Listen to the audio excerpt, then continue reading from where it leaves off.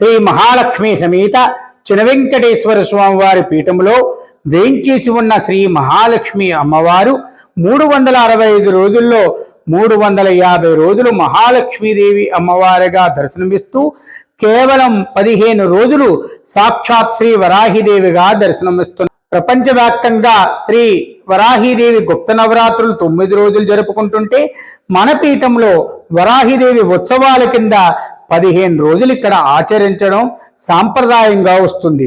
అది రోజు కూడా స్కంద దీపము సంధ్యా సమయంలో వెలిగించి అమ్మవారి నిత్యార్చన నిత్య హోమం నిర్వర్తిస్తున్నారు. కావున భక్తకోటి అందరూ కూడా ఈ వరాహి దర్శనం గత 4 సంవత్సరాల బట్టి కూడా సాక్షాత్తు మూల విరాట్ లక్ష్మీదేవి వరాహిదేవిగా దర్శనమిస్తుంది.